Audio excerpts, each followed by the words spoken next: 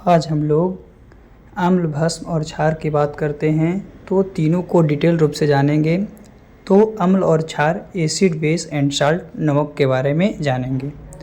तो सभी रासायनिक यौगिकों को, जितने भी रासायनिक यौगिक है, केमिकल कंपाउंड है, उनके विशिष्ट गुण के आधार पर, विशिष्ट गुणधर्म है, उसके आधार पर 3 वर्गों में मुख्य रूप से बांट दिया गया है। जितने भी रासायनिक यौगिक है, केमिकल कंपाउंड है, उनके विशिष्ट गुणधर्म के आधार पर 3 मुख्य वर्गों में विभाजित किया गया है, जिसमें पहला है अम्ल, दूसरा है भस्म और तीसरा है लवण, यानी acid, base and salt. Acid, base and salt.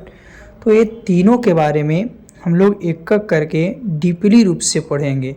अम्ल क्या है, भस्म यानी क्षार क्या है, और लवण यानी साल्ट क्या है, नमक क्या है। एक एक करके हम लोग तीनों के बारे में पढ़ेंगे। तो सबसे पहले हम लोग अम्ल की बात करेंगे। किसकी बात? अम्ल की। तो अम्ल है क्या? तो एसिड शब्द की व्युत्पत्ति उत्पन्न लैटिन भाषा के एडिशन शब्द से हुई है। जो एसिड है, अम्ल है, जिसकी उत्पत्ति लैटिन भाषा के एडिशन शब्द से हुई है, जिसका अर्थ होता है खट्टा, सॉस।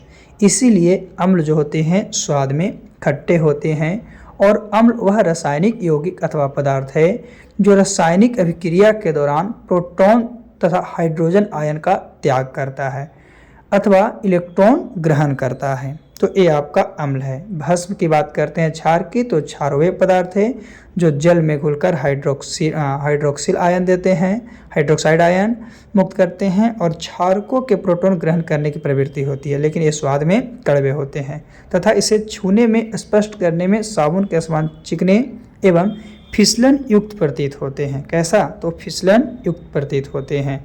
ये है आपका क्षार। ये है आपका क्या है? क्षार।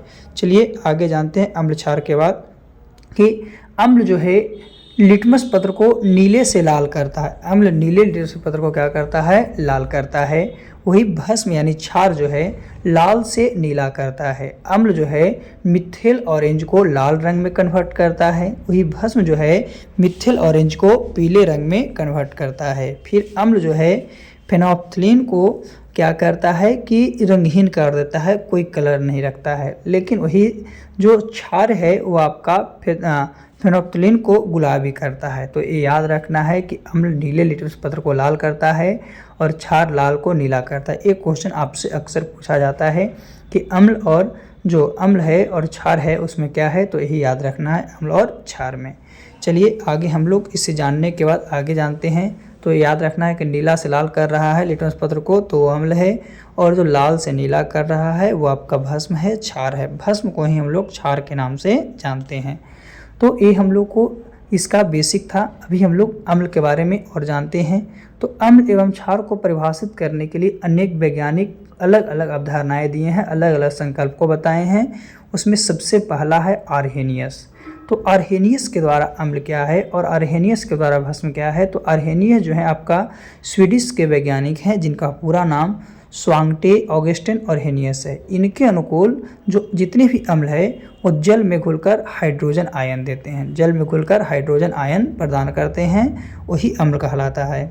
और वे पदार्थ जो जल में घुलकर हाइड्रोक्सिल या हाइड्रोक्साइड आयन देते हैं, जो हाइड्रोक्सिल या हाइड्रोक्साइड आयन देते हैं, प्रदान करते हैं, उसे क्षार कहते हैं। तो ये आर्हेनियस के द्वारा था, यानी आर्हेनियस के द्वारा अम्ल हाइड्रोजन आयन प्रदान करता है, तो भस्म जो है हाइड्रोक्साइड आयन। तो ये अक्सर क्वेश्चन पूछता है कि अम्ल क्या प्रदान करता है? तो अम्ल जो है हाइड्रोजन आयन प्रदान करेगा, वही जो भस्म है, भस्म आपका हाइड्रोक्साइड आयन प्रदान करेगा। चलिए आगे हम लोग अम्ल के बारे में जानते हैं, अम्ल के प्रकार। तो अम्ल के प्रकार जो है उसे 4 वर्गों में बांटा गया है। पहला स्रोत के आधार पर, दूसरा ऑक्सीजन एवं हाइड्रोजन की उपस्थिति के आधार पर, ऑक्सीजन एवं हाइड्रोजन की उपस्थिति के आधार पर, तीसरा हाइड्रोजन आयन त्याग करने की क्षमता पर, हाइड्रोजन आयन जो त्याग करना है वो क्षमता पर, और चौथा है जलीय विलयन में अम्ल की मात्रा के आधार पर। तो स्रोत के आधार पर अम्ल 2 प्रकार के हैं, एक कार्बनिक अम्ल है, एक अकार्बनिक अम्ल है। वही ऑक्सीजन एवं हाइड्रोजन की उपस्थिति के आधार पर 2 है, एक ऑक्सी अम्ल है, एक आपका हाइड्रा अम्ल है। फिर है हाइड्रोजन आयन त्याग करने की क्षमता पर 2 है, एक प्रबल अम्ल है और एक दुर्बल अम्ल है। उसके बाद जलीय विलयन में अम्ल की मात्रा के आधार पर देखते हैं तो अम्ल 2 है, सांद्र अम्ल है और तनु अम्ल है। इस तरह से आपका 8 अम्ल है, कार्बनिक अम्ल, अकार्बनिक अम्ल, ऑक्सी अम्ल, हाइड्रा अम्ल, प्रबल अम्ल, दुर्बल अम्ल, सांद्र अम्ल, तनु अम्ल। तो एक एक करके हम लोग सभी अम्ल के बारे में जानकारी प्राप्त करेंगे, एक एक करके सभी अम्ल के बारे में प्राप्त करते हैं। तो सबसे पहला कार्बनिक अम्ल, ऑर्गेनिक एसिड। तो वैसे अम्ल जो विभिन्न प्राकृतिक स्रोत जैसे पादप एवं जंतु से प्राप्त किए जाते हैं, पादप और जंतु से प्राप्त किए जाते हैं, वो सब के सब कार्बनिक अम्ल कहलाते हैं। वैसे अम्ल जो विभिन्न प्राकृतिक स्रोत जैसे पादप एवं जंतु से प्राप्त किए जाते हैं उसी को कार्बनिक अम्ल कहते हैं। और सभी कार्बनिक अम्लों में कार्बन का अनिवार्य रूप से उपस्थित होता है, यानी कार्बन उसमें क्या जरूरी है, इमीडिएटली है कि उपस्थित होगा। और विभिन्न प्रकार के फल, सब्जी, दूध, दही एवं जीव कार्बनिक अम्लों के स्रोत हैं। बहुत से प्रकार के फल हो गया, सब्जी हो गया, दूध, दही हो गया, जीव हो गया, जो कार्बनिक अम्ल के स्रोत हैं, जैसे सिट्रिक अम्ल, एसिटिक अम्ल, फॉर्मिक अम्ल, लैक्टिक अम्ल आदि इनके प्रमुख उदाहरण हैं। ये सब आपका कार्बनिक एसिड के उदाहरण है। किसका? कार्बनिक जो एसिड है उसका आपका उदाहरण है, ऑर्गेनिक एसिड का ये सब उदाहरण है। चलिए, तो ये हम लोग कार्बनिक एसिड के बारे में जान गए, यानी कार्बनिक एसिड में कार्बन मुख्य रूप से रहना बहुत ज़रूरी है। दूसरा है अकार्बनिक एसिड, अकार्बनिक यानी इनऑर्गेनिक एसिड। अकार्बनिक अम्ल क्या है? तो अकार्बनिक जो अम्ल है, अकार्बनिक अथवा खनिज अम्ल प्राकृतिक रूप में नहीं पाए जाते हैं। ये जो अकार्बनिक है, इनऑर्गेनिक प्राकृतिक रूप में नहीं, बल्कि इन्हें अकार्बनिक खनिजों से प्राप्त किया जाता है। इससे अकार्बनिक खनिजों से प्राप्त करते हैं। और खनिज वस्तुतः जो खनिज अम्ल है वस्तुतः वही यौगिक होते हैं जिसमें हाइड्रोजन या आधात्विक तत्व मौजूद है। तो उसमें हाइड्रोजन रहेगा या आधात्विक तत्व रहेगा, इसमें कार्बन जो है आपका नहीं रहेगा, है ना।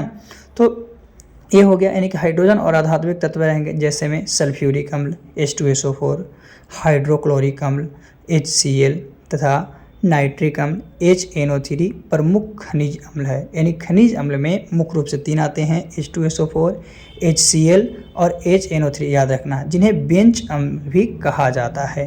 तो खनिज अम्ल में H2SO4, HCl, HNO3 और एक खनिज अम्ल किसमें? अकार्बनिक अम्ल के अंतर्गत आते हैं। चलिए, इसके बाद हम लोग आगे बात करते हैं। तो आगे है आपका ऑक्सी अम्ल के बारे में। ऑक्सी अम्ल क्या है? तो वे अम्ल जिसमें हाइड्रोजन परमाणु से एक ऑक्सीजन, हाइड्रोजन परमाणु से एक ऑक्सीजन परमाणु संयुक्त रहता है तथा कम से कम एक अन्य तत्व भी उपस्थित होता है, कम से कम एक अन्य तत्व भी इसमें मौजूद रहता है, उसी को ऑक्सी अम्ल कहते हैं। क्या कहते हैं? ऑक्सी अम्ल कहते हैं। और ऑक्सी अम्ल को ऑक्सो अम्ल भी कहा जाता है। ऑक्सी अम्ल जो है उसे ऑक्सो अम्ल भी कहा जाता है। फिर है फास्फोरिक अम्ल। तो फास्फोरिक अम्ल और नाइट्रिक अम्ल है जो कि ऑक्सी अम्ल के सबसे अच्छे उदाहरण हैं। यानी ऑक्सी अम्ल के सबसे अच्छे उदाहरण कौन है? तो फास्फोरिक अम्ल है H3PO4 और नाइट्रिक अम्ल है HNO3। ये दोनों जो है सबसे अच्छा उदाहरण आपका ऑक्सी अम्ल का है। क्या है? ऑक्सी अम्ल का है, जो कि ऑक्सी अम्ल जो है ऑक्सीजन एवं हाइड्रोजन की उपस्थिति के आधार पर होता है। ऑक्सी अम्ल हाइड्रोजन एवं ऑक्सीजन की उपस्थिति के आधार पर होता है। चलिए, ऑक्सी अम्ल के बाद हम लोग बात करते हैं आगे। तो हाइड्रा अम्ल के बारे में। हाइड्रा अम्ल क्या है? तो हाइड्रा अम्लों में ऑक्सीजन नहीं पाई जाती है। हाइड्रा अम्ल जो है उसमें ऑक्सीजन नहीं पाई जाती है तथा हाइड्रोजन सांद्र हाइड्रोजन समूह के किसी तत्व अथवा हाइड्रोजन के समान किसी तत्व के साथ संयोजित होता है। कोई तत्व के साथ क्या होता है? संयोजित होता है। जैसे हाइड्रोक्लोरिक तन्नु अम्ल, हाइड्रोक्लोरिक तन्नु अम्ल हो गया HCl, हाइड्रोक्लोरिक हाइड्रोफ्लोरिक अम्ल HF भी जो है एक अम्ल है। फिर हाइड्रोब्रोमिक अम्ल HBr, हाइड्रोसायनिक अम्ल HCN। ये सब जो है आपका हाइड्रा अम्ल है, यानी कि जिसमें हाइड्रोजन है वो सब क्या है? हाइड्रा अम्ल है। वो सब क्या है? हाइड्रा अम्ल है। तो अभी हम लोग ऑक्सी अम्ल और हाइड्रा अम्ल दोनों के बारे में जान गए हैं। चलिए, इसके बाद हम लोग बात करते हैं आगे अम्ल के बारे में। तो अभी हम लोग 4 अम्ल के बारे में जान चुके हैं, है ना। 5वां अम्ल कौन है जिसके बारे में हम आपको बताए थे। तो अभी हम लोग 5वें अम्ल की बात करते हैं। किसकी? 5वें की। चलिए देखते हैं। तो प्रबल अम्ल। प्रबल अम्ल क्या होता है? तो हाइड्रोजन त्याग करने की क्षमता पर ये प्रबल अम्ल होते हैं, जिसमें वे अम्ल जो जलीय विलयन में पूर्णतः आयनित हो जाते हैं। जो जलीय विलयन में क्या होगा? पूर्णतः आयनित हो जाएगा, यानी पूरा घुल जाएगा, और इसी को हम लोग प्रबल अम्ल कहते हैं। क्या कहते हैं? प्रबल अम्ल। और प्रबल अम्ल में प्रोटॉन तथा हाइड्रोजन आयन त्याग करने की उच्च क्षमता होती है। जो प्रबल अम्ल है उसमें प्रोटीन तथा हाइड्रोजन आयन जो है त्याग करने की क्षमता उच्च होती है। जैसे में सल्फ्यूरिक अम्ल हो गया, हाइड्रोक्लोरिक अम्ल हो गया, नाइट्रिक अम्ल हो गया, हाइड्रोब्रोमिक अम्ल हो गया। ये सब अम्ल जो है आपका क्या है, प्रबल अम्ल है। क्या है, प्रबल अम्ल है ना। तो ये सब आपका प्रबल अम्ल कहने का मतलब क्या, प्रोटॉन एवं हाइड्रोजन आयन त्याग करने की क्षमता अधिक होगी। जैसे में H2SO4 हो गया, HCl हो गया, HNO3 हो गया, HBr हो गया आदि प्रबल अम्ल के उदाहरण है। चलिए आगे हम लोग प्रबल अम्ल के बाद दुर्बल अम्ल की बात करते हैं। किसकी, दुर्बल अम्ल की, जो कि हाइड्रोजन आयन के त्याग करने की क्षमता पर है। तो दुर्बल अम्ल क्या है, दुर्बल अम्ल के बारे में। तो दुर्बल अम्ल वे अम्ल जो जलीय विलयन में पूर्णतः आयनित न होकर आंशिक रूप से आयनित होते हैं। यानी वैसा अम्ल जो जलीय विलयन में पूर्णतः आयनित नहीं होगा और पूर्णतः आयनित न होकर आंशिक रूप से आयनित होते हैं, उसी को दुर्बल अम्ल कहते हैं। यानी पूरा का पूरा नहीं घुलेगा तो उसी को दुर्बल अम्ल कहेंगे। और दुर्बल अम्ल अपने हाइड्रोजन आयन का पूर्ण त्याग नहीं करते हैं। जो दुर्बल आयन है मतलब कि अम्ल है, वो अपने हाइड्रोजन आयन को पूर्णतः त्याग नहीं करते हैं। जैसे में हो गया एसिटिक अम्ल हो गया, फॉर्मिक अम्ल हो गया, हाइड्रोजन सल्फाइड हो गया। ये सब दुर्बल अम्ल का उदाहरण है। किसका, दुर्बल अम्ल का उदाहरण है। तो प्रबल अम्ल और दुर्बल अम्ल के बारे में हम लोग जान चुके हैं। तो आगे चलते हैं। प्रबल अम्ल और दुर्बल अम्ल के बाद जो है उसके बारे में मतलब अम्ल के बारे में अभी तक हम लोग कुल टोटल 6 अम्ल को जाने हैं। चलिए आगे हम लोग पहचानने के लिए सीखते हैं कि कौन सा प्रबल अम्ल है और कौन सा दुर्बल अम्ल है। तो सबसे पहले प्रबल अम्ल और दुर्बल अम्ल को पहचानने के लिए 3 कंडीशन को याद रखिएगा। पहला, हाइड्रोजन अगर ज़्यादा रहेगा तो जो अम्ल रहेगा कमज़ोर होगा। दूसरी बात, कार्बन अगर आ गया है तो एकदम पूरा कमज़ोर कर देगा। और तीसरी बात, अगर ऑक्सीजन है तो क्या रहेगा, मजबूत रहेगा। तो जैसे H2SO4, HNO3, NH3CO4 ये चारों अम्ल है। चारों में सबसे जो है प्रबल अम्ल कौन है, तो हाइड्रोजन ज़्यादा तो अम्ल कमज़ोर। जैसे पहला में हाइड्रोजन 2 है, दूसरा में हाइड्रोजन 1 है, तीसरा में 3 है और चौथा में हाइड्रोजन नहीं लेकिन कार्बन है। तो कार्बन तो ऐसे ही कमज़ोर कर देगा, तो चौथा तो नहीं होगा। फिर बच जाती है 1, 2 और 3। तो 1, 2 और 3 में हाइड्रोजन पहले में 2 है और दूसरे में 1 है और तीसरे में 3 है। तो क्या है, सबसे कम हाइड्रोजन किस में है, तो सेकेंड वाला में है। यानी HNO3 जो हो जाएगा वो क्या करेगा, आपका सबसे प्रबल अम्ल होगा। ऐसे तो प्रबल अम्ल सब है लेकिन सबसे ज़्यादा ऑप्शन कौन कौन देखेंगे तो HNO3 होगा। क्यों, क्योंकि इसमें हाइड्रोजन कम है और ऑक्सीजन भी है। तो ऑक्सीजन क्या करता है, मजबूत करता है। और हाइड्रोजन कम रहे मतलब बढ़ेगा तो अम्ल कमजोर होगा, लेकिन इस समय हाइड्रोजन भी क्या है, 1 है। उसी तरह से हम लोग नीचे वाले को चेक करते हैं। जैसे HCl है, CH2COOH है, H2SO4 है। तो सबसे पहले कार्बन जो है कमज़ोर करेगा। तो कार्बन तो सभी में है, कार्बन क्या है, सभी में, पहला में भी है, दूसरा में भी, तीसरा में भी है। लेकिन हाइड्रोजन ज़्यादा रहता है तो अम्ल कमज़ोर होता है। तो पहला में हाइड्रोजन 1 है, दूसरा में 3 है और तीसरा में 2 है। तो सबसे कम हाइड्रोजन किस में है, पहला में है। यानी HCl जो होगा वो आपका क्या होगा, सबसे प्रबल अम्ल होगा। सबसे क्या हो जाएगा, प्रबल अम्ल हो जाएगा। आगे हम लोग बात करते हैं इसके बाद आगे अम्ल के बारे में, क्योंकि 6 अम्ल जान चुके थे, 7वें और 8वें के बारे में। आगे 7वें और 8वें अम्ल। तो 7वां में है सांद्र अम्ल। सांद्र अम्ल क्या है, तो वह अम्लीय विलयन जिसमें अम्ल की मात्रा विलायक की तुलना में अपेक्षाकृत अधिक होती है। अम्ल की तुलना में विलायक कहते हैं किसको, तो विलायक कहते हैं जो अपने आप में घुलाता है और विलेय जो घुलता है। तो वह अम्लीय विलयन जिसमें अम्ल की मात्रा विलायक की तुलना में अपेक्षाकृत अधिक हो, विलायक यानी घुलाने वाला से ज़्यादा हो, तो सांद्र अम्ल हो जाएगा। वही अम्लीय अम्ल जिसमें विलायक की तुलना में अपेक्षाकृत क्या हो, कम हो, अम्ल की मात्रा विलायक की तुलना में अपेक्षाकृत कम होती है, उसी को हम लोग तनु अम्ल कहते हैं। तो सांद्र अम्ल में विलायक के तुलना में क्या है, अम्ल की मात्रा क्या अपेक्षाकृत अधिक होगा। तो अगले में जो है विलायक की तुलना में अपेक्षाकृत कम होगा, उसी को तनु अम्ल कहते हैं। तो ये हम लोग अभी अम्ल के परिभाषा के बारे में जान चुके हैं। अम्ल की सभी परिभाषा के बारे में जान चुके हैं, कौन से अम्ल किसको कहा जाता है, कौन सा अम्ल क्या है और क्या नहीं है। चलिए आगे हम लोग इसके बारे में जानते हैं, अम्ल के कुछ गुणधर्म के बारे में। रासायनिक गुणधर्म क्या है, तो अम्ल के रासायनिक गुणधर्म के अंतर्गत पहला है धातुओं के साथ अभिक्रिया। अगर कोई अम्ल जो है धातु से अभिक्रिया करता है, मेटल से अभिक्रिया करता है, तो क्या बनाता है, तो अम्ल जो है क्रियाशील धातुओं के साथ अभिक्रिया करता है, जो क्रियाशील धातु है उसके साथ अभिक्रिया करेगा और अभिक्रिया करने के साथ ये लवण बनाएगा और लवण के साथ साथ हाइड्रोजन गैस को मुक्त करेगा, हाइड्रोजन गैस को मुक्त। जैसे कि हाइड्रोक्लोरिक अम्ल है, जो अम्ल है वो मैग्नीशियम से आपका अभिक्रिया करता है तो मैग्नीशियम क्लोराइड बनाता है और इसके साथ साथ हाइड्रोजन गैस को, जैसा कि इक्वेशन में आपको दिखाया गया है। तो हाइड्रोक्लोरिक जो है ये आपका अम्ल है, मैग्नीशियम क्या है, ये धातु है, कैसी धातु, क्रियाशील धातु है और इससे बना जो क्या हुआ तो मैग्नीशियम क्लोराइड जो कि एक लवण है और इसके बाद क्या हाइड्रोजन गैस मुक्त होता है, हाइड्रोजन गैस मुक्त होता है। तो ये है अम्लों के रासायनिक गुणधर्म में पहला धातुओं के साथ अभिक्रिया। तो याद रखना धातुओं के साथ अभिक्रिया करके लवण और उसके साथ हाइड्रोजन गैस को मुक्त करेगा। आगे बात करते हैं धातु कार्बोनेट तथा धातु हाइड्रोजन के साथ अभिक्रिया। धातु कार्बोनेट धातु हाइड्रोजन के साथ अभिक्रिया, तो अम्ल जो है धातु कार्बोनेट या हाइड्रोजन कार्बोनेट के साथ अभिक्रिया करता है तो करने के बाद लवण बनाएगा, लवण के साथ साथ आपका कार्बन डाइऑक्साइड एवं जल का निर्माण करेगा। किसका, कार्बन डाइऑक्साइड एवं जल का निर्माण करेगा।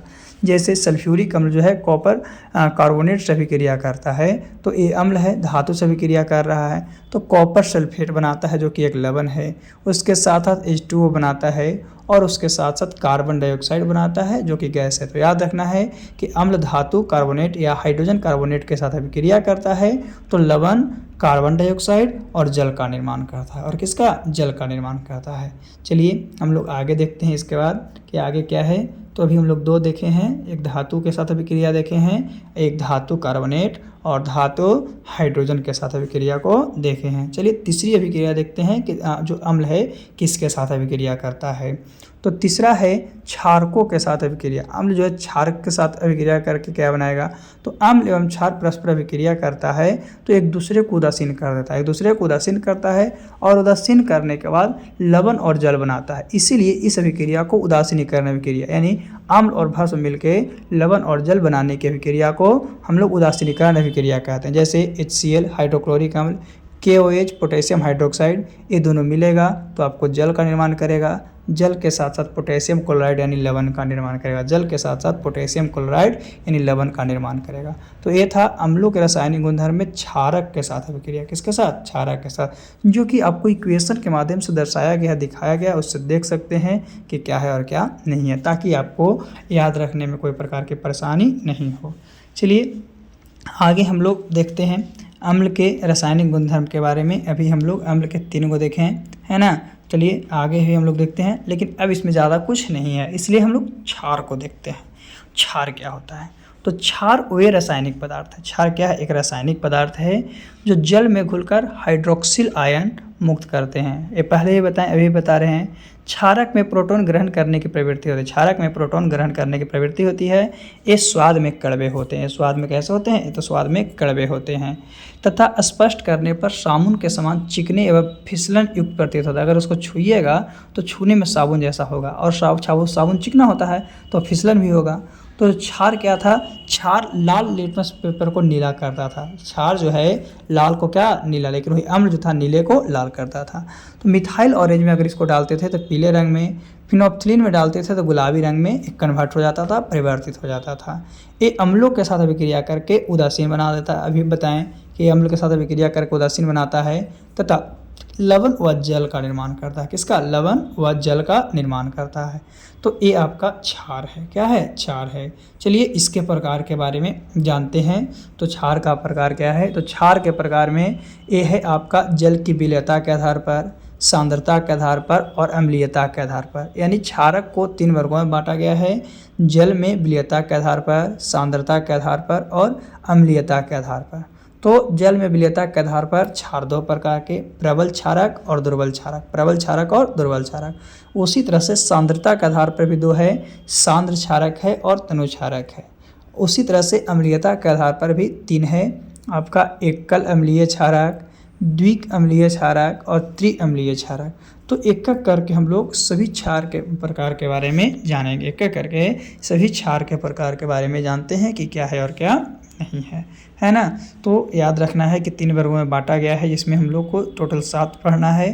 प्रबल क्षारक, दुर्बल क्षारक, सांद्र क्षारक, तनु क्षारक, एकल अम्लीय क्षारक, द्विअम्लीय क्षारक और त्रिअम्लीय क्षारक। चलिए आगे हम लोग चलते हैं। सबसे पहले में तो प्रबल क्षारक में, तो जल के घुलने के बाद क्षारक द्वारा उत्पन्न हाइड्रोक्सिल आयनों की संख्या के आधार पर क्षारक को दो वर्गों में, एक प्रबल क्षारक और एक दुर्बल क्षारक। तो प्रबल क्षारक क्या है? तो वे क्षारक जो जलीय विलयन में पूर्णतः घुलकर आयनित होते हैं, जो जलीय विलयन में पूर्णतः घुल जाएगा और घुलने के बाद आयनित हो जाता है, उसी को प्रबल क्षारक कहते हैं। क्या कहते हैं? प्रबल क्षारक कहते हैं। और जल में घुलनशील क्षारकों को, जल में जो घुलनशील क्षारक है उसी को क्या है? एल्केजी अथवा क्षार कहते हैं। उसी को एल्केजी अथवा क्या कहते हैं? क्षार कहते हैं। और ये क्षारक अधिक संख्या में हाइड्रोक्सिल आयन उत्पन्न करते हैं। कौन सा? ये जो क्षारक प्रबल जो है क्षारक, वो अधिक संख्या में हाइड्रोक्सिल आयन पर उत्पन्न करते हैं। उदाहरण के लिए sodium hydroxide, potassium hydroxide, calcium hydroxide, ये सब सबसे अच्छा उदाहरण है प्रबल क्षारक का। किसका? प्रबल क्षारक का। तो प्रबल क्षारक हम लोग जान गए हैं, स्ट्रॉन्ग बेस के बारे में जान गए हैं। तो स्ट्रॉन्ग बेस के बाद हम लोग चलते हैं क्या है? दुर्बल क्षारक के बारे में। दुर्बल क्षारक क्या है उसके बारे में। तो दुर्बल क्षारक क्या है? तो वे क्षारक जो जलीय विलयन में पूर्णतः नहीं घुलते हैं, यानी कि वो तो पूर्णतः घुलेगा लेकिन ये पूर्णतः नहीं घुलते हैं, अर्थात पूर्णतः आयनित नहीं होते हैं, उसी को दुर्बल क्षारक कहते हैं। और ये क्षारक जो है आपका कम हाइड्रोक्सिल आयन पर करेंगे, वो ज़्यादा कर रहा था तो ये कम करेगा, वो घुल जा रहा था लेकिन ये घुल नहीं रहा है तो ये कम करेगा। जैसे मैग्नीशियम हाइड्रोक्साइड हो गया, अमोनियम हाइड्रोक्साइड हो गया, अमोनियम हाइड्रोक्साइड हो गया आपका, फिर हो गया मैग्नीशियम हाइड्रोक्साइड, ये सब आपका दुर्बल क्षारक का दुर्बल भस्म का उदाहरण है। क्षारक को ही भस्म कहा जाता है। चलिए इसके बाद हम लोग आगे चलते हैं। सांद्र क्षारक और तनु क्षारक। सांद्र क्षारक किसको कहेंगे? तो वह जलीय विलयन जिसमें क्षारक की मात्रा अपेक्षाकृत अधिक होती है, क्षारक की मात्रा अपेक्षाकृत अधिक होती है, वो आपका सांद्र क्षारक कहलाते हैं। और सांद्र क्षारक के उदाहरण में है सांद्र सोडियम हाइड्रोक्साइड, सांद्र अमोनियम हाइड्रोक्साइड आ रही है। जिसमें जलीय विलयन है उसमें क्षारक की मात्रा क्या होगा? अपेक्षाकृत अधिक होगा। वही तनु मतलब ऐसे कम होता है। तो वह जलीय विलयन जिसमें क्षारक की मात्रा अपेक्षाकृत कम होती है, क्षारक की मात्रा जो अपेक्षाकृत कम होती है, उसी को तनु क्षारक कहते हैं। क्या कहते हैं? तनु क्षारक कहते हैं। जैसे तनु सोडियम हाइड्रोक्साइड, तनु अमोनियम हाइड्रोक्साइड इत्यादि, ये सब आपका तनु क्षारक है। क्या है? तनु क्षारक है। चलिए हम लोग सांद्र क्षारक और तनु क्षारक के बारे में जान गए हैं कि जिसमें क्षारक की मात्रा अपेक्षाकृत अधिक होगा उसे सांद्र कहेंगे, और इसमें क्षारक की मात्रा अपेक्षाकृत कम होगा उसे तनु क्षारक कहेंगे। चलिए इसके बाद हम लोग आगे जानते हैं क्षारक के प्रकार के बारे में। तो आगे है क्षारकों की अम्लीयता इस बात पर निर्धारित होती है कि उसमें कितने हाइड्रोक्सिल आयन है, और इसके आधार पर इसे 3 वर्गों में बांटा गया है। वो दिखता है कि इसमें कितने हाइड्रोजन के साथ संयोजित होता है। तो उसमें पहला है एकल अम्लीय क्षारक। एकल अम्लीय क्षारक क्या होता है? तो इन क्षारकों में केवल एक हाइड्रोक्सिल आयन उपस्थित होते हैं, एक हाइड्रोक्सिल आयन उपस्थित रहेगा तथा केवल एक हाइड्रोजन आयन के साथ संयोजित होगा, एक हाइड्रोजन आयन है उसके साथ संयोजित होगा। जैसे सोडियम हाइड्रोक्साइड हो गया, पोटेशियम हाइड्रोक्साइड हो गया, ये सब जो है आपका क्या है कि एकल अम्लीय क्षारक है, क्योंकि इसमें केवल एक हाइड्रोजन है। जैसे देखिए एक हाइड्रोजन है KOH, तो एक हाइड्रोजन है, तो जेकरा में एक हाइड्रोजन रहेगा वो एकल अम्लीय क्षारक कहलाएगा। क्या कहलाएगा? एकल अम्लीय क्षारक कहलाएगा। चलिए एकल अम्लीय क्षारक के बाद हम लोग बात करते हैं दूसरे है जो कि अम्लीयता के आधार पर दूसरा जो अम्ल है उसके बारे मतलब दूसरा भस्म है उसके बारे में। तो दूसरा भस्म क्या था? एकल अम्लीय क्षारक के बाद दूसरा था द्विअम्लीय क्षारक। द्विअम्लीय क्षारक क्या है? तो द्विअम्लीय क्षारक है, इसमें 2 हाइड्रोक्सिल आयन रहेंगे जैसे और इसमें 2 हाइड्रोजन आयन के साथ संयोजित होंगे। जैसे मैग्नीशियम हाइड्रोक्साइड है तो इसमें हाइड्रोजन की संख्या कितनी है? 2 है। फिर फेरस हाइड्रोक्साइड है तो फेरस हाइड्रोक्साइड में FeOH तो इसमें भी 2 है, तो इसको द्विअम्लीय क्षारक कहेंगे। तीसरा है त्रिअम्लीय क्षारक। तो त्रिअम्लीय क्षारक क्या है? तो इन क्षारकों में 3 हाइड्रोक्सिल आयन उपस्थित होते हैं। कितने? 3 हाइड्रोक्सिल आयन उपस्थित होते हैं तथा ये 3 हाइड्रोजन आयनों के साथ संयोजित होते हैं। 3 हाइड्रोजन आयन है उसके साथ ये संयोजित होते हैं। जैसे एल्युमिनियम हाइड्रोक्साइड तो AlOH, तो इसमें कितना हाइड्रोजन है? 3, यानी जिसमें 1 रहेगा तो एक अम्लीय क्षारक, जिसमें 2 रहेगा द्विअम्लीय क्षारक, जिसमें 3 रहेगा त्रिक अम्लीय क्षारक, लेकिन रहेगा क्या, तो हाइड्रोजन की संख्या, क्या हाइड्रोजन की संख्या। तो ये था आपका क्षारक का प्रकार, अम्लीयता के आधार पर वर्गीकरण किया गया था इसमें क्षारक। तो अभी हम लोग अम्ल के प्रकार को पूरा देख लिए हैं, क्षार के प्रकार को भी देख लिए हैं।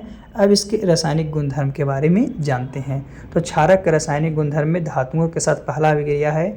तो क्षारक के साथ अभिक्रिया करके सामान्यतः लवण तथा हाइड्रोजन गैस का निर्माण होता है। जो क्षारक है अगर अभिक्रिया करता है तो मेनली रूप से लवण और हाइड्रोजन गैस को निर्माण करेगा, परंतु सभी क्षार धातुएं अभिक्रिया में ऐसा होना संभव नहीं है। लेकिन सभी क्षार धातुओं में ऐसा होना संभव नहीं, आवश्यक नहीं है। जैसे एल्युमिनियम है, अगर सोडियम हाइड्रोक्साइड से अभिक्रिया कर रहा है और इसके साथ जल भी मिल रहा है तो ये क्या करेगा, आपका सोडियम इल्यूमिनेट बनाएगा, लवण बनाएगा, और उसके साथ साथ हाइड्रोजन गैस को मुक्त करेगा। किसको, हाइड्रोजन गैस को मुक्त करेगा। तो याद रखना है कि क्षारक के साथ अभिक्रिया करके सामान्यतः लवण एवं हाइड्रोजन गैस का निर्माण होता है, परंतु सभी क्षार अभिक्रिया में ऐसा संभव नहीं है। सब में ऐसा नहीं होगा, कुछ कुछ में होगा, लेकिन कुछ कुछ में ऐसा नहीं होगा। तो ये क्षारकों के रासायनिक गुणधर्म था। चलिए आगे हम लोग देखते हैं कि क्षारकों का और कौन सा रासायनिक गुण है, उसके बारे में, गुणधर्म के बारे में। क्षारकों के रासायनिक गुणधर्म में दूसरा क्या है ना। चलिए तो दूसरी की बात करते हैं। धातु के साथ अभिक्रिया के बाद हम लोग बात करते हैं अम्लों के साथ अभिक्रिया और जल के साथ अभिक्रिया। तो अम्लों के साथ अभिक्रिया क्या है, तो क्षारक अम्ल के साथ अभिक्रिया करता है। तो पहले ही बताएं कि अम्ल क्षार के साथ करेगा तो लवण और जल बनाएगा, तो मतलब क्षारक भी अम्ल के साथ करेगा तो ही नहीं बनाएगा। तो क्षारक अम्ल के साथ अभिक्रिया करके लवण और जल बनाता है। इसी को उदासीनीकरण अभिक्रिया कहते हैं, जो कि पहले ही बताया गया है। जल के साथ अभिक्रिया की बात करते हैं तो क्षारक को जल में घोलने पर वह हाइड्रोक्सिल अथवा हाइड्राइड आयन प्रदान करता है। हाइड्रोक्सिल अथवा हाइड्राइड आयन को क्या करता है, प्रदान करता है। जैसे NaOH, तो NaOH जल के साथ अभिक्रिया कर रहा है H2O के साथ, तो Na अलग हो रहा है, OH अलग हो रहा है। फिर KOH है, यानी कि एक तो था आपका सोडियम हाइड्रोक्साइड और एक था क्या, पोटेशियम हाइड्रोक्साइड। तो पोटेशियम हाइड्रोक्साइड भी जल के साथ अभिक्रिया करेगा तो पोटेशियम प्लस आपका हाइड्रोक्साइड का निर्माण करेगा। तो याद रखना है कि क्षारक को जल में घुलने पर हाइड्रोक्सिल तथा हाइड्रोजन आयन क्या होते हैं, उत्पन्न होते हैं, यानी OH प्लस उत्पन्न होता है। क्या होता है, OH प्लस उत्पन्न होता है। तो ये था आपका। चलिए हम लोग कुछ कुछ सीखते हैं आगे चुनने के लिए क्या है। तो अम्ल को कैसे पहचानेंगे, तो अम्ल जिस यौगिक के आगे हाइड्रोजन रहेगा वो आपका अम्ल होगा, या जो यौगिक अधातु का ऑक्साइड होगा, यानी अधातु से अभिक्रिया करेगा, अधातु और ऑक्सीजन से, जैसे कि CO2। तो CO2 क्या है, कार्बन तो आपका अधातु है, तो अधातु से अभिक्रिया कर रहा है। और ऑक्साइड यानी O2 है तो ऑक्साइड हो गया, SO2 है तो ऑक्साइड हो गया। और जिस कंपाउंड के लास्ट में COOH होता है वो सब अम्ल होता है। तो अम्ल पहचान लेंगे 3 तरीके से, जैसे इतना सारा आपको दिया गया, HCl है, H3PO3 है, तो आगे अगर H है तो वो सब अम्ल है। फिर लास्ट में COOH है तो भी अम्ल है। और क्या है, तो जो आपका अधातु के ऑक्साइड है, यानी अधातु और ऑक्सीजन के साथ अभिक्रिया करके बनाया है, तो वो भी क्या है, आपका अम्ल है। जैसे कि आपको इस वीडियो क्या है यहाँ पे दर्शाया गया है जितना भी है, और इस वीडियो के माध्यम से आप लोग बहुत कुछ सीखिएगा। एक क्वेश्चन अक्सर पूछा जाता है कि अम्ल को कैसे पहचान सकते, निम्न से अम्ल कौन है, भस्म कौन है। तो अम्ल तो पहचान लेंगे, तो भस्म तो नेसेसरी एक अलग हो जाएगा, लेकिन फिर भी हम आपको बताते हैं अम्ल को पहचानने के बाद भस्म के बारे में। तो भस्म को कैसे पहचानेंगे, तो जिस कंपाउंड के लास्ट में OH रहेगा, जिस कंपाउंड के लास्ट में OH रहेगा उसको लोग क्या कहेंगे, भस्म कहेंगे। और जो यौगिक धातु का ऑक्साइड होगा, जो यौगिक धातु का यानी धातु से विक्रिया करेगा, जैसे Al2O3, तो Al एल्युमिनियम तो धातु है, और ये ऑक्साइड धातु के ऑक्साइड से विक्रिया करेगा, ऑक्सीजन से विक्रिया करेगा, तो वो था। अधातु के ऑक्साइड करेगा तो अम्ल हो जाएगा, लेकिन धातु के ऑक्साइड से करेगा तो क्या हो जाएगा, आपको भस्म हो जाएगा, क्षार हो जाएगा, भस्म हो जाएगा, क्षार हो जाएगा। तो याद रखना है, जैसे LiOH, NaOH, CaOH का होल 2, KOH बहुत सा दिया गया है, जैसे Fe2O3। तो Fe2O3 फेरस जो है आपका धातु है, ऑक्सीजन से कर लिया तो आपका क्या हो गया, क्षार बन गया। तो इस तरह से हम लोग पहचान सकते हैं कि कौन धातु है और कौन अधातु है ना। और कौन प्रबल अम्ल है, प्रबल अम्ल के बारे में बता ही दिए कि प्रबल अम्ल और दुर्बल अम्ल को हम लोग कैसे पहचानेंगे, यानी पहचानने से एक क्वेश्चन आपको एग्जाम में कन्फर्म पूछता है, तो याद रखना है इतना। चलिए इसके बाद हम लोग थोड़ी सी उपयोग के बारे में जानते हैं, अम्ल भस्म के उपयोग क्या है। आज हम लोग इस वीडियो के माध्यम से लवण के बारे में, साल्ट के बारे में जानते हैं। तो लवण का निर्माण कैसे होता है, तो जब एक अम्ल और एक भस्म यानी एक क्षार मिलता है तो मिलने के बाद लवण और जल बनाता है। और जब इस प्रकार की अभिक्रिया होती है तो इस अभिक्रिया को उदासीनीकरण की अभिक्रिया कहते हैं, है ना। जैसे HCl है जो कि आपका अम्ल है, NaOH है जो भस्म है यानी हाइड्रोक्लोरिक अम्ल, और सोडियम हाइड्रोक्साइड, ये दोनों मिलता है तो NaCl का निर्माण करता है, उसके साथ साथ H2O का निर्माण करता है। तो याद रखना है कि एक अम्ल और एक क्षार की विक्रिया को उदासीकरण की विक्रिया कहते हैं। इसके फलस्वरूप लवण और जल बनते हैं, है ना। और लवण एक आयनिक यौगिक है जो विपरीत आवेश आयनों से निर्मित होता है। तो आगे हम लोग देखते हैं कि आयन क्या है। तो धनात्मक आवेश वाले आयन को धन आयन तथा ऋणात्मक आवेश वाले आयन को ऋण आयन कहते हैं। और लवण में दोनों प्रकार के आयनों का संयोजन होता है। लवण जो है, लवण में दोनों प्रकार के आयनों का संयोजन होता है ना, कि धनावेश और ऋण आवेश में संतुलन होता है। और लवण का शुद्ध आवेश जो होता है आपका शून्य होता है। तो अम्ल और क्षार के निर्माण में जैसे कि हाइड्रोक्लोरिक अम्ल और पोटेशियम हाइड्रोक्साइड ये भी मिलेगा तो आपका जल बनाएगा। जल के साथ एक लवण का निर्माण करेगा, कौन सा, तो पोटेशियम क्लोराइड लवण का निर्माण करेगा, उसके साथ जल कौन, तो हाइड्रोक्लोरिक अम्ल और पोटेशियम हाइड्रोक्साइड। ये हाइड्रोक्लोरिक अम्ल हो गया और पोटेशियम हाइड्रोक्साइड जो हो गया क्षार हो गया। चलिए आगे बात करते हैं हम लोग।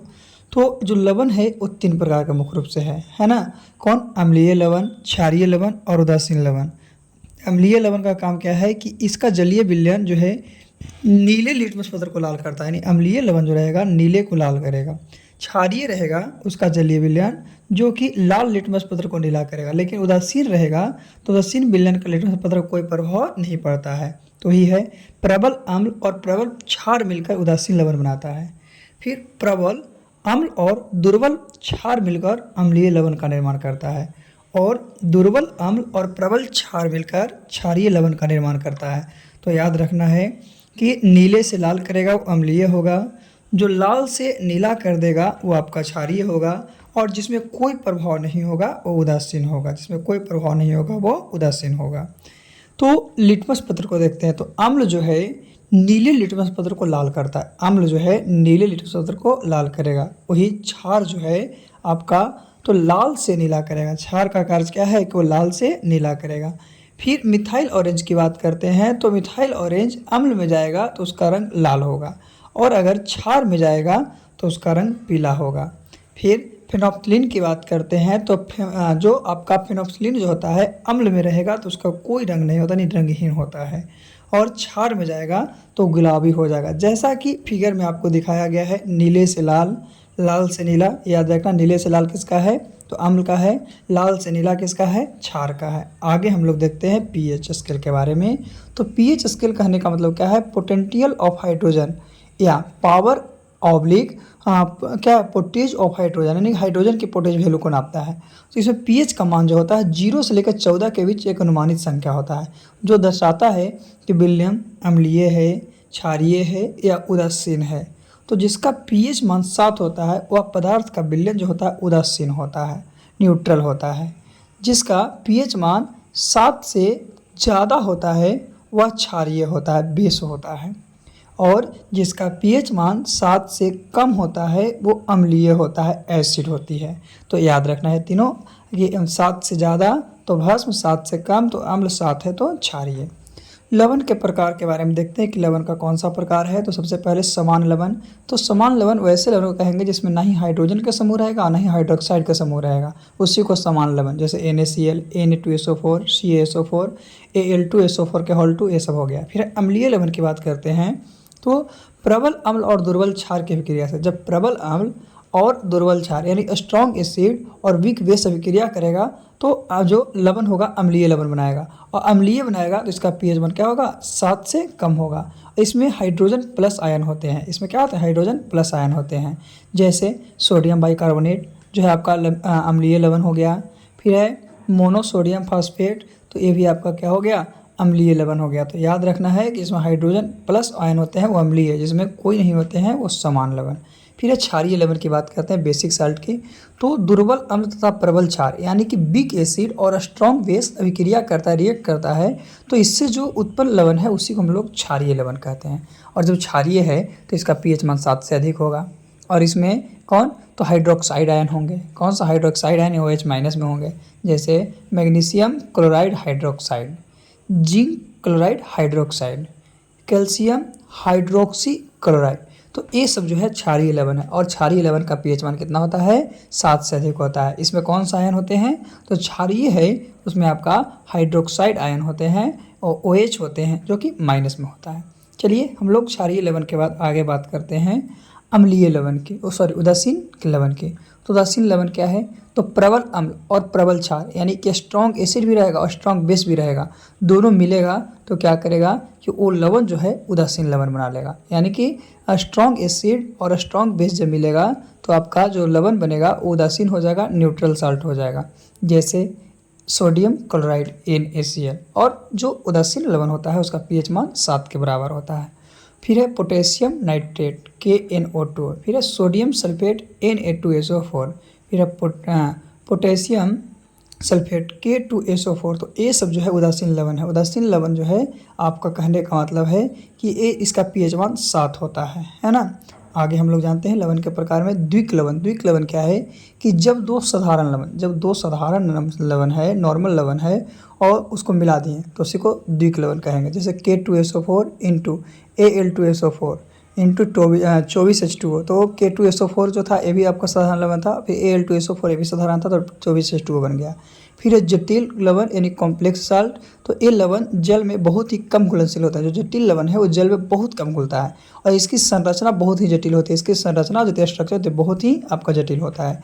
इसमें बड़े ब्रैकेट का प्रयोग किया जाता है और ये जो लवण है इसमें बड़े ब्रैकेट का इस्तेमाल किया, जैसे कि AgNaCN के होल 2 बड़ा ब्रैकेट है, K3FeCN3। तो ये था आज का टॉपिक।